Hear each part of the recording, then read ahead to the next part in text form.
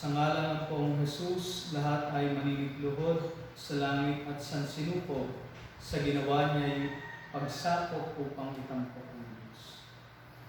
Sa ngalan ng Ama at ng Anak at ng Espiritu Santo. Amen. Sumainyo ang Panginoon. At sumayo rin. Mga kapatid, aminin natin ang ating mga kasalanan upang tayo maging marapat tumanap sa banal na pagkain.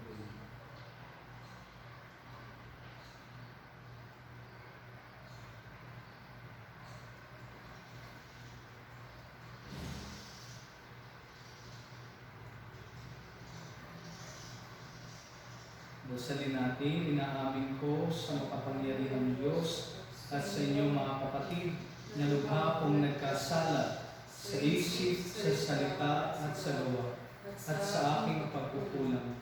Kaya isinasamo ko sa mahal na Birhen Maria, sa lahat ng mga anghel at mga banal, at sa inyong mga kapatid na ako'y panalangin sa Panginoong ating Diyos. Kaawaan tayo ng makapangyarihang Diyos, patawarin tayo sa ating mga kasalanan, at patnubayan tayo sa buhay na walang hanggan. Amen. Panginoon, kaawaan mo kami. Panginoon, kaawaan mo kami. Kristo, kaawaan mo kami. Kristo, kaawaan mo kami. Panginoon, kaawaan mo kami. Panginoon, kaawaan mo kami. Manalangin tayo.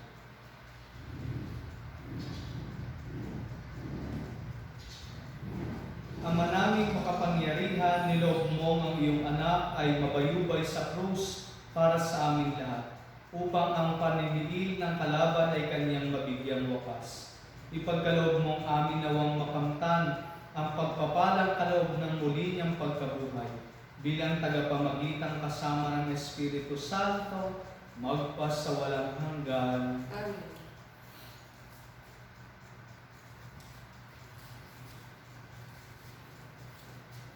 Pagbasa mula sa aklat ni Propeta Isaías. Ang makapangyarihang Panginoon ang nagturo sa akin ng sasabihin ko, para tulungan ang mahihina. Tuwing umaga'y nananabik akong malaman kung ano ang ituturo niya sa akin. Binigyan niya ako ng pangunawa, hindi ako naghimagsik, ni tumalikod sa kanya. Hindi ako tumutol nang bugbugin nila ako. Hindi ako kumibo nang ako'y kanilang insultuhin. Pinabayaan ko silang bunutin ng buhok ko at balbas. Gayon din nang lurhan nila ako sa mukha. Ang mga pagdustang ginawa nila hindi ko pinapansin, pagkat ang makapangyarihang Panginoon ang tumutulong sa akin. Handa akong magtiis pagkat aking batid na ang sarili ko'y di mapapahiya. Ang Diyos ay malapit at Siya ang magpapatunay na wala akong sala. May mga ahas bang maghabla sa akin? Maghaharap kami sa hukuman at ilalahad ang kanyang bintang. Ang Panginoon mismo ang magtatanggol sa akin. Ang salita ng Diyos. Salamat sa Diyos. Poon ako'y iyong dinggin sa panahong iyong ibigin. Poon ako iyong dinggin sa panahong iyong ibigin. Dahilan sa iyo ako'y inaglahi, napahiyang lubos sa pagkaunsyang. Sa mga kapatid, parang ako'y iba, kasambahan ko na'y di ko nakikilala. Ang pagmamahal ko sa banal mong templo, matinding-matindi sa kalooban ko, sa aking bumagsak paghamak sa iyo. Poon ako'y iyong dinggin sa panahong iyong ibigin. Kaya naman ako'y wala nang magawa, ang inasahan kong habag ay nawala. Ni walang umaliw sa buhay kong aba, sa halip na pagkain nang ako'y magutom. Ang dulot sa akin mabagsik na laso, suka at di tubig ang ipinahinom. Poon ako'y iyong dinggin sa panahong iyong ibigin. Pupurihin ka, Diyos, aking aawitan, dadakilain ko't pasasalamatan. Kung makita ito niyong mga dukha, sila ay sasamba sa laki ng tuwa. Dinirinig ng Diyos ang may kailangan, lingkod na bilanggo'y di nalilimutan. Poon ako'y iyong dinggin sa panahong iyong ibigin. Nagpupuri kami sa iyo, Hari namin Jesucristo, masunurin kang kordero sa katubusan ng tao, ayon sa krus ang buhay mo.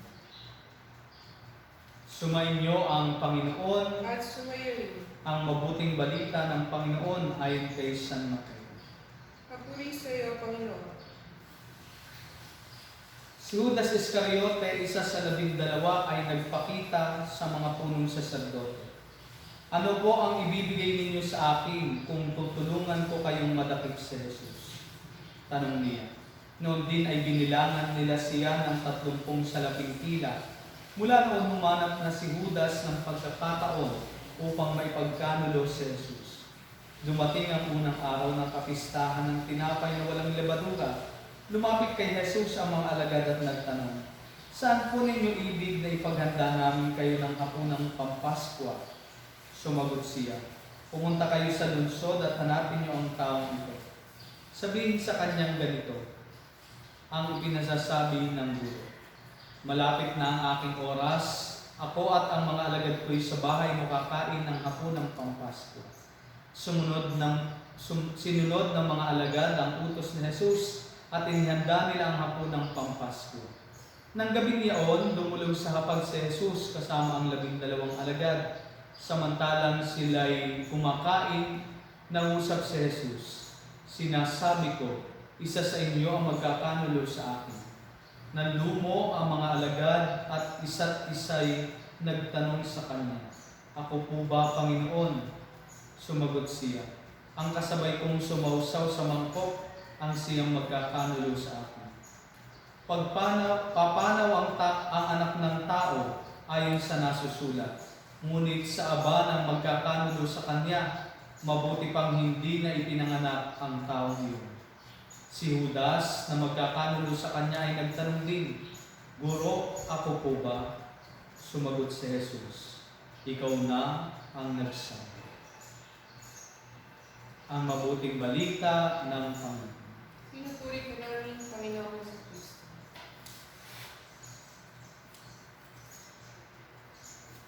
Magandang umaga po sa ating lahat. Ngayon ay Miyerkules Santo. At bukas ay sisimulan na natin ang pagdiriwang ng Trido o Pascual ng ating Panginoon. Isang natatanging panawagan ngayon, panahon ng pandemya, na patuloy pa rin tayong magdasal at magdilay sa Kanyang salita at isa puso ang spiritual communion upang matanggap nating maigi. Bagamat wala ang presensya ng Kanyang katawan at dugo, matatanggap natin si Jesus. Malimit nating marinig, mga kapatid, ang katagang, "It is better to give than to receive." Lalo na po sa panahon ng Kapaskuhan. Isang salawikain na nagpapaalala sa atin ng kahalagahan ng pagbibigay. Sapagkat tunay na sino mang higit na nagbibigay ay siya rin higit na bibiyayaan ng Panginoon. At hindi lang ito applicable, mga kapatid, sa negosyo, sa trabaho at pakikipagkapwa-tao. Higit itong makabuluhan sa ating buhay pagsunod kay Kristo. Ito po ay aking binabanggit sapagkat ito rin ang tema ng ating mga pagbasa sa araw na ito. Narinig nating malinaw kung paano lumapit si Judas Iscariote sa mga punong saserdote at nagtanong, "Ano po ang ibibigay ninyo sa akin kung tulungan ko kayong madakip si Jesus?" Si Judas ay nanghihingi at nagtatanong, "Ano ang makukuha ko?" Kaya naman binilangan siya ng 30 pirasong pila na naging kabayaran para sa buhay ng ating Panginoong Jesus. Malamang ay hindi naging malinaw kay Judas na ang pinakang kahulugan ng buhay pagsunod kay Jesus ay pagtahak hindi sa buhay pagtanggap, kundi sa buhay pagbibigay ng sarili at paglilingkod sa kapwa. At sa ating pagiging mga Katolikong Kristiyano, ito rin ang panawagan sa bawat isa sa atin. Na nawa hangarin natin hindi ang maaari nating makuha, kundi kung ano ang maaari nating ibigay sa ating pagsunod kay Jesus. Ito rin po ang paksa ng ating unang pagbasa na hango sa aklat ni Propeta Isaías. Kaya nga ipinahayag niya doon sa kanyang aklat kung papaanong handa siyang magtiis para sa ating Panginoon. Niiyalay ang kanyang buhay. Kaya nga kanyang sinabi, hindi ako tumutol ng bugbugin nila ako, hindi ako kumibo nang ako'y kanilang insultuhin. Pinabayaan ko silang bunutin ang buhok at balbas. Gayon din nang lurhan nila ako sa mukha. Kaya nga po makikita natin mga kapatid, ang magbigay ay mas matamis kaysa sa tumanggap, lalo na kung ang ating pagbibigay ay nakalaan para sa ating Panginoon.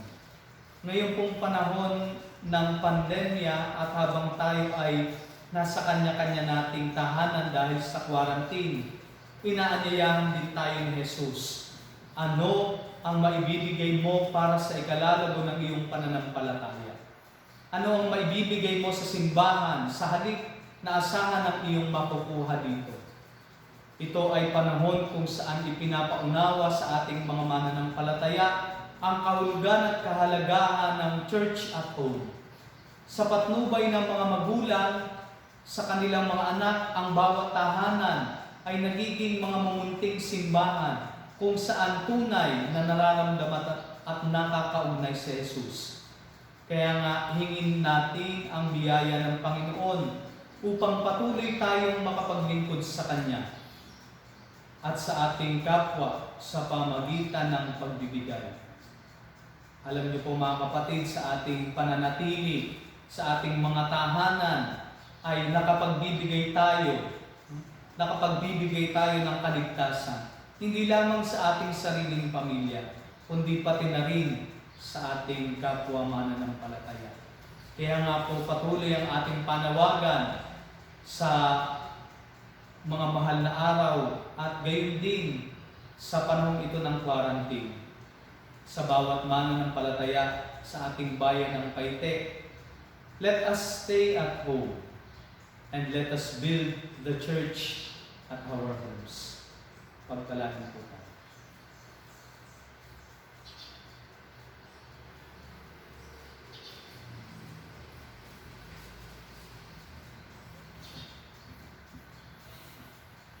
Oratio Imperata.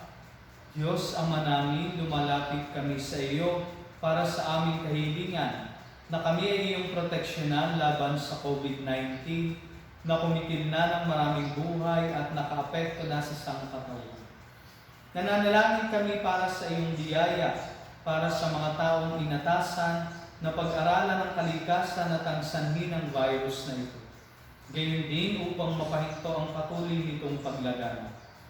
Gabayan mo po ang mga inatasang mga laga sa kalusugan na kanila nawang magampanan ang kanilang tungkulin ng bumuhusay at may malasakit. Gabayan mo po ang mga kawani ng pamahalaan at ang mga nasa pribadong institusyon sa kanilang paghanap ng lunas upang masugpo ang pandemyang ito. Ipinapanalangin namin ang lahat ng mga naapektuhan, nawa hilugin mo po ang kanilang karamdaman. Ipagkaloob mo po nawa sa amin ang iyong biyaya upang kami ay patuloy na makagawa ng kabutihan para sa lahat at makatulong sa lahat ng mga nangangailangan.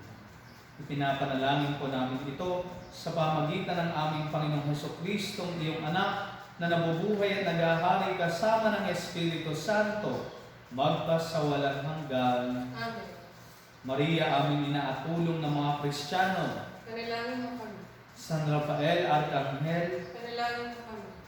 San Roque, Panalangin mo kami. San Lorenzo Ruiz, Panalangin mo kami. San Pedro Calungsod. Panalangin mo kami.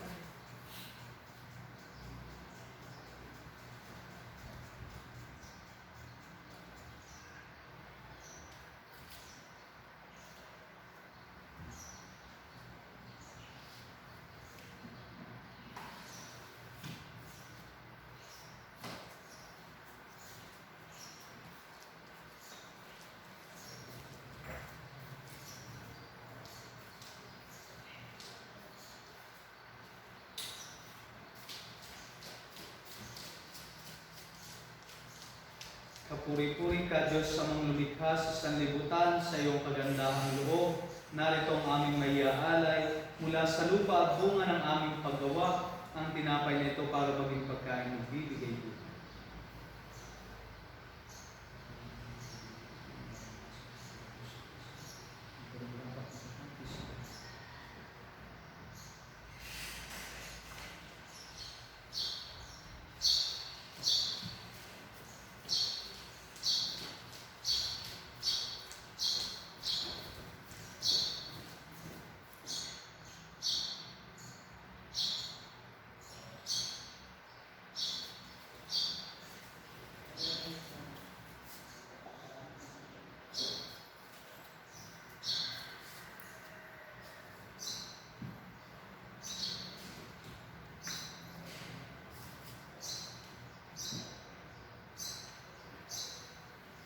Kapuri-puri ka, Diyos, sa mga lumikha sa sanlibutan, sa iyong kagandahang loob, narito ang aming maiaalay.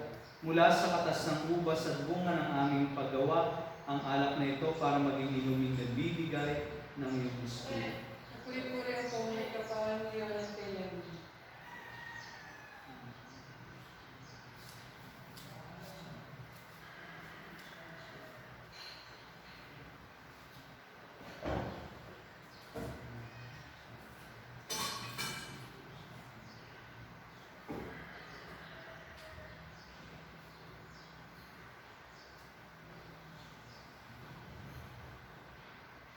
Manalangin kayo mga kapatid upang ang pag-aari natin ay kalugdan ng Diyos Amang makapangyarihan. Mabuti naman ang Panginoon kung paghahain sa iyong mga kamay, sa kapurihan at karangalan sa ating kapakinabangan at sa buong sambayanan niyang banal. Ama naming lumikha, tanggapin mo ang aming paghahain at gawin mo ang pagganap namin sa pagsasakasalukuyan sa pagpapakasakit ng iyong anak ay magdulot sa amin ng katapatang walang wagas. Sa pamagitan niya kasama ng Espiritu Santo, magpasawalang hanggan. Amen.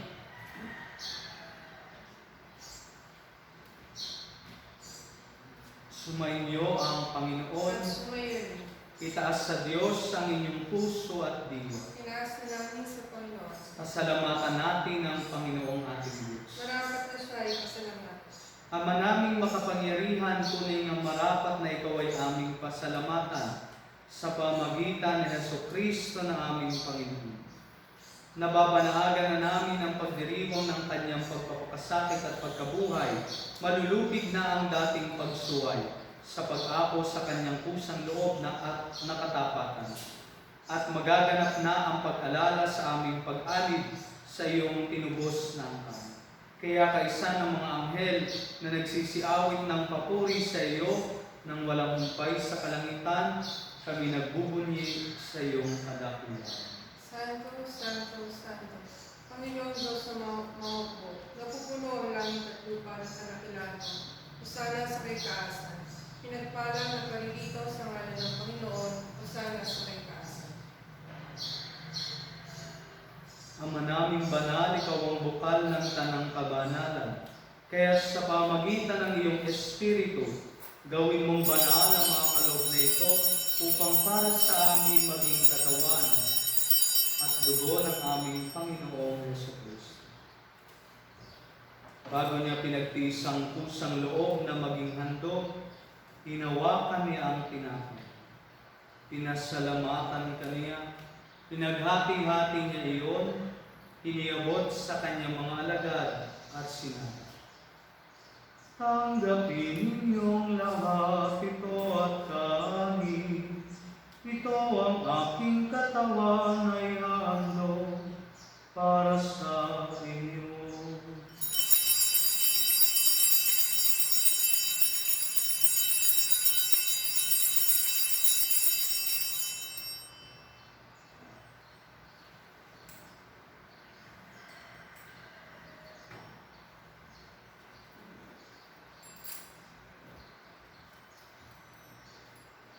Gayon din naman nang matapos ang hapunan, hinawakan niya ang kalis. Muli kanyang pinasalamatan. Iniabot niya ang kalis sa kanyang mga alagad at sinabi,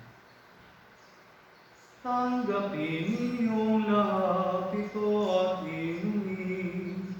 Ito ang kalis ng aking dugo, ng bago at walang hanggang tipan. Ang aking dugo na ibubuhos para sa inyo at para sa lahat, sa ikapagpapatawad ng mga kasalanan. Gawin ninyo ito sa pag-alala sa akin.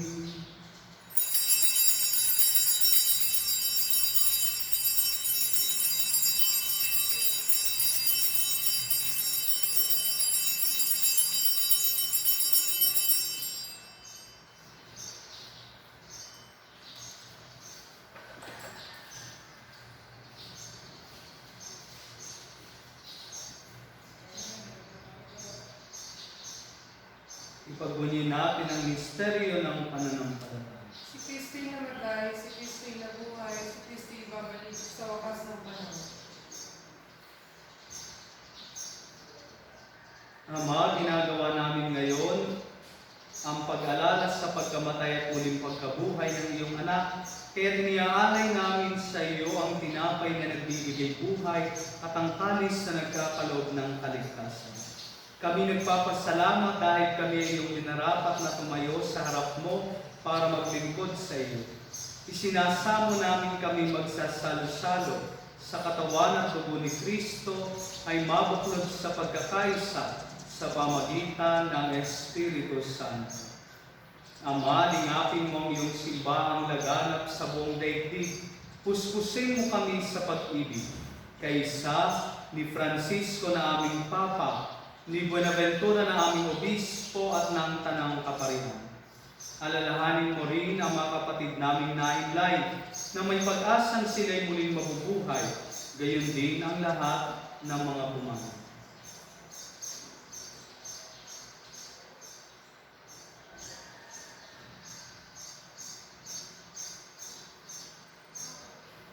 Kaawaan mo sila at patuloyin sa iyong kaliwanagan. Kaawaan mo at pagindapatin kaming lahat na makasalo sa iyong buhay na walang wakas. Kaysa ng mahal na Birheng Maria, ang Ina ng Diyos,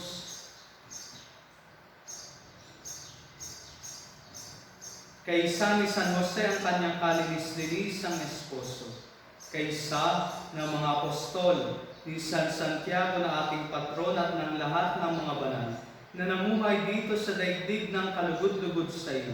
May pagdiwang nawa namin ang pagpupuri sa ikararangal mo sa pamagitan ng iyong anak na aming Panginoong Jesucristo.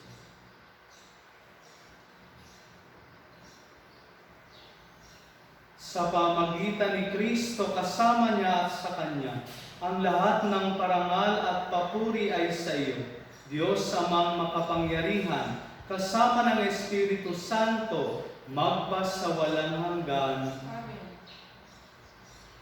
Sa tagubili ng mga nakagagaling na utos at turo ni Jesus na Panginoon natin at Diyos, ipahayag natin ng lakas loob. Ama namin, sumasalangit ka, sambahin ang ngalan mo, sa amin ang kahit mo. Sundin ang loob mo dito sa lupa para naman sa amin.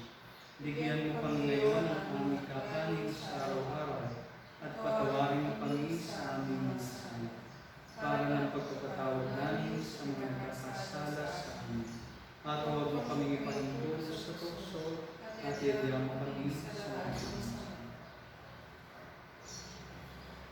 Hinihiling namin kami iadya sa lahat ng masama, pagkalooban ng kapayapaan araw-araw, iligtas sa kasalanan at ilayo sa lahat ng kapahamakan. Samantalang aming pinananabikan ang dakilang araw ng pagpapahayag ng tagapagligtas namin si Jesucristo. Sapagkat sa iyo ang kaharian, ang kapangyarihan at ang kaburihan magpakailanman. Amen. Panginoong Jesucristo, sinabi mo sa iyong mga apostol, kapayapaan ang iniiwan ko sa inyo. Ang aking kapayapaan ang ibinibigay ko sa inyo. Tunghayan mo ang aming pananampalataya at huwag ang aming mga pagkakasala. Pagkalooban mo kami ng kapayapaan at pagkakaisa ayon sa iyong kalooban, kasama ng Espiritu Santo, magpasawalang hanggan. Amen. Ang kapayapaan ng Panginoon ay laging sumainyo. At sumayon. Magbigayan kayo ng kapayapaan sa isa't isa.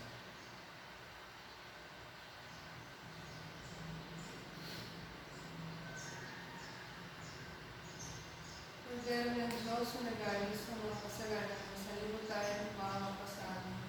Kordero ng Diyos na nagaling sa mga kasalanan ng sanlibutan, maawa ka sa amin. Kordero ng Diyos na nagaling sa mga kasalanan ng sanlibutan, ipagkaloob mo sa amin ng kapayapaan.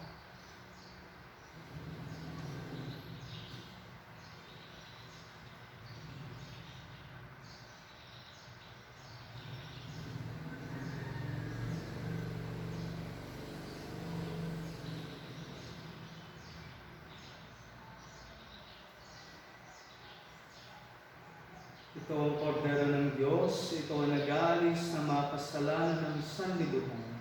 Mapalad ang mga inanyayahan sa kanyang pili. Panginoon, hindi ako karapat dapat magpatuloy sa iyo, ngunit sa isang salita mo lamang ay gagaling na.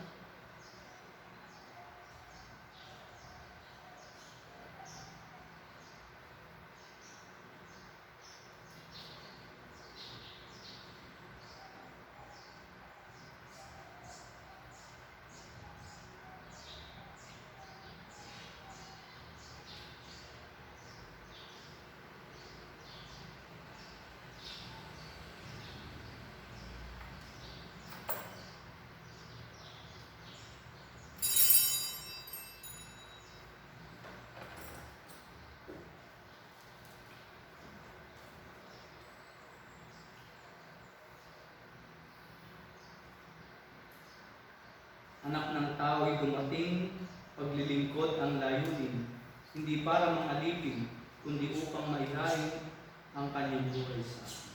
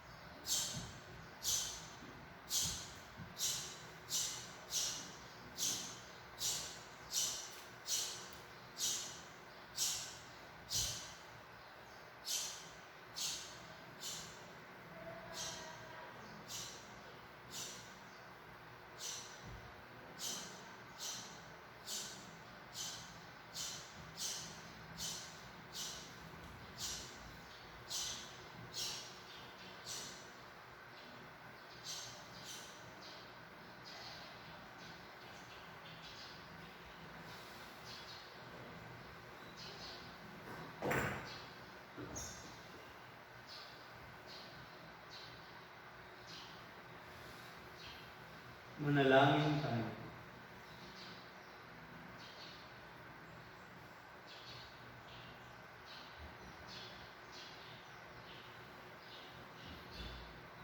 Ama naming mapagmahal, pakundangan sa pagkamatay ng iyong anak, na sa pagdiriwang na ito ay siyang nagaganap. Ipagkaloob mo kaming makapanalig ng wagas sa kaloob mo sa aming buhay na walang wakas. Sa pamagitan ng Jesucristo, kasama ng Espiritu Santo, magpasawalang hanggan. Amen. Sumainyo ang Panginoon At sumayon. at away pagpalain kayo ng ating dakila at makapangyarihang Diyos, Ama at Anak at Espiritu Santo. Amen. Ang misa ay naialay na, humayo kayo sa kapayapaan ni Kristo. Salamat sa Diyos.